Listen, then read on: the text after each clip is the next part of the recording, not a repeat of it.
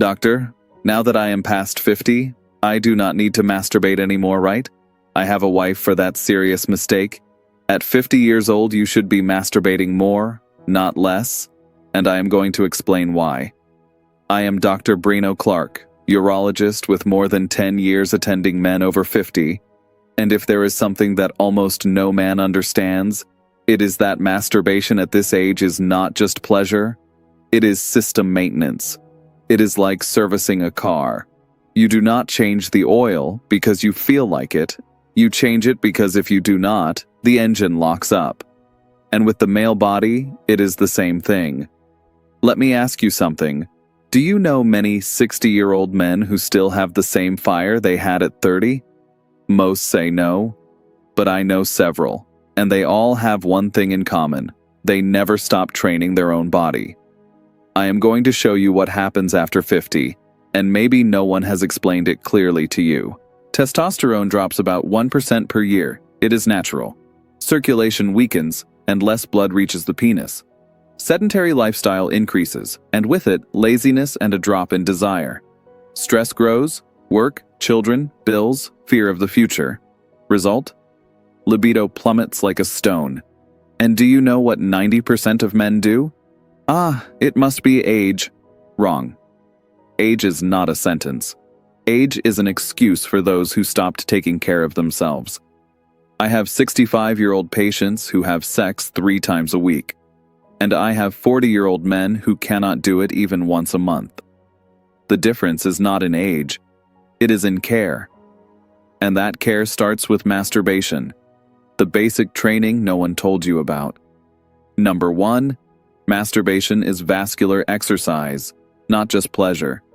The first thing you need to understand is that the penis does not work by will.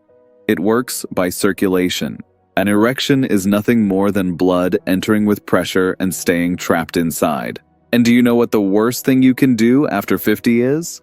Spend long periods without stimulating that region, because just like any other part of the body, the penis also atrophies from lack of use.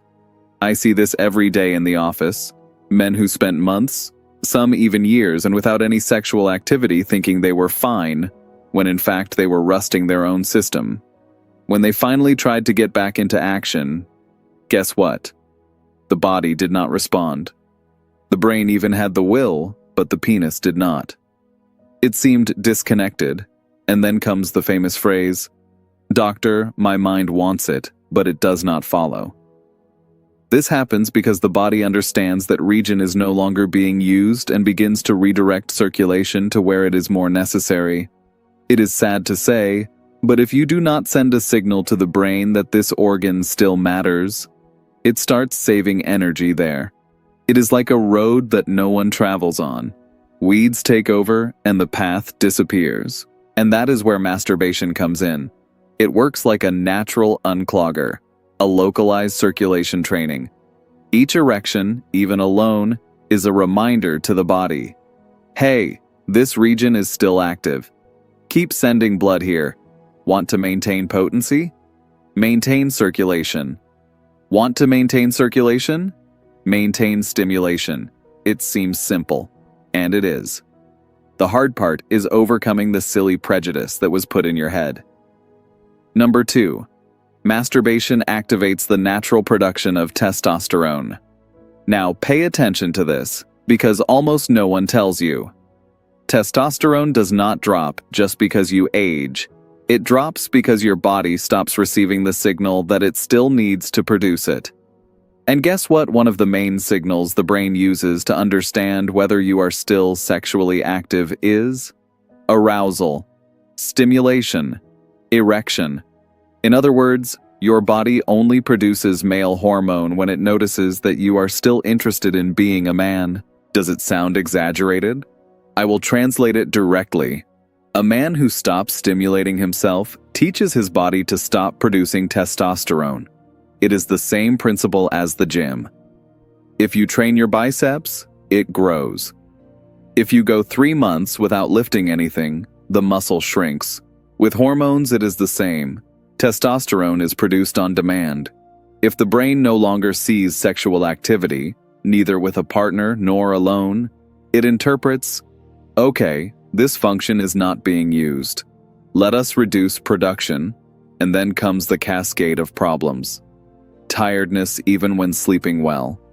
Belly growing for no reason. Lack of motivation for everything.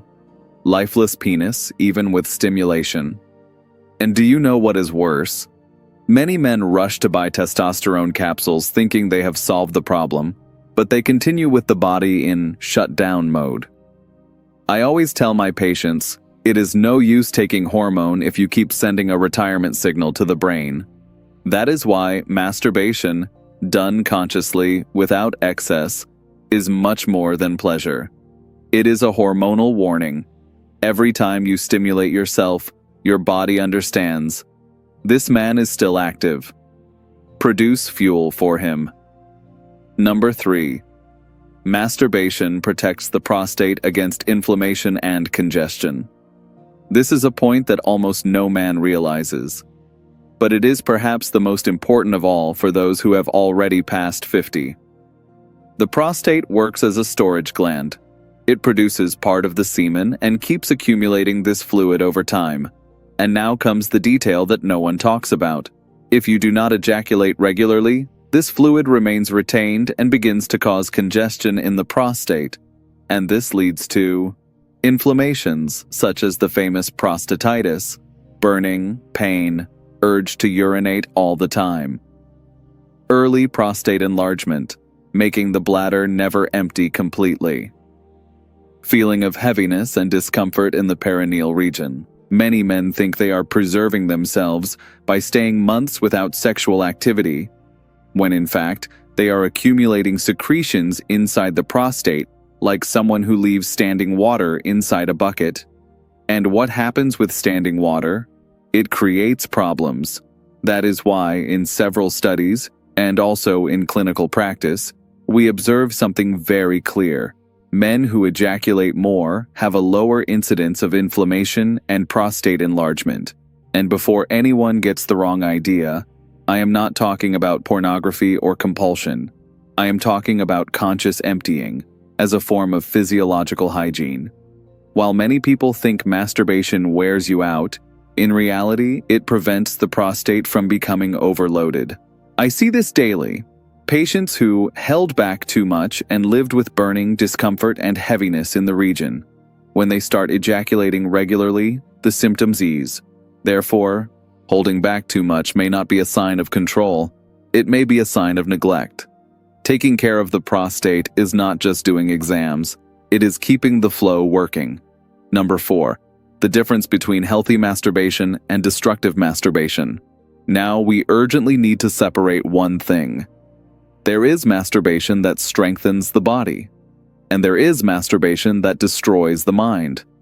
Both lead to orgasm, but the effects on the body are completely different. The mistake is not in masturbating. It is in depending too much on artificial stimuli to feel pleasure. I see this every day in the office. Men who can only get aroused with heavy pornography, increasingly bizarre scenes, switching videos all the time as if they were looking for a perfect dose. When they finally try to have real intercourse with a partner, they do not feel anything. The brain got used to fireworks and now rejects the normal flame of a match. This is called dopaminergic desensitization. The name is complicated, but the effect is simple. You no longer feel pleasure with what is real because you got the brain addicted to the artificial. That is why I tell all my patients, masturbation is healthy when the command comes from the body. Masturbation is harmful when the command comes from the screen. If you close your eyes, feel your own body, imagine, awaken good memories, control your breathing. That is training, that is self-care. Now, if you need 10 tabs open, if it only works with a 3-minute accelerated video, if you need to see increasingly heavier stuff, that is not pleasure. That is chemical withdrawal. And then the problem is not masturbation. It is dependence on cheap dopamine. That is why I never tell a man to stop masturbating. I say, learn to masturbate like an adult, not like a teenager looking for a shock. Number 5. What is the ideal frequency? Not too much, not too little. After hearing all this, many men ask me, "All right, doctor, so how many times per week is ideal?" And I always answer clearly, very low frequency rusts the system, but excessive frequency exhausts the body and addicts the mind. The ideal frequency depends on your rhythm, but as a general rule for men over 50, 1 to 3 ejaculations per week is healthy to keep circulation active, testosterone stimulated, and the prostate clean. Less than that, the body starts to go into shutdown mode. Much more than that, especially if it is with excess pornography, the brain loses sensitivity and begins to demand artificial stimuli. The secret is not just quantity, it is intention. I teach my patients to make a difference between masturbating out of automatic habit, escape, anxiety, addiction, and masturbating as a body maintenance tool. They are two completely different things. Good masturbation, the one that improves health, has 3 characteristics. It is conscious. You feel your body. You do not keep jumping from stimulus to stimulus. It is controlled. You do not always finish quickly. You allow arousal to rise and fall, like training. It ends with relaxation, not with guilt or that feeling of, "I felt worse afterward." The goal here is not to unload quickly like when you were 15. The goal is to keep the body active, circulating, responding, because worse than getting the quantity wrong is living at the extreme of omission. Conclusion. Age is not an excuse. It is a test of courage.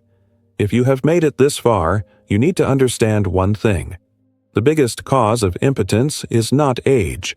It is abandonment. Abandonment of oneself. A man who stops touching himself, stops stimulating himself, stops feeling pleasure, is telling the body, "You can shut this part of me down." It is no longer important, and the body obeys. That is why I repeat, masturbation after 50 is not a sin. It is not something for teenagers. It is not weakness. It is system maintenance. You change the car's oil, do roof maintenance, lubricate the door hinges, but you let the organ that represents your virility rust? That is not humility. It is neglect.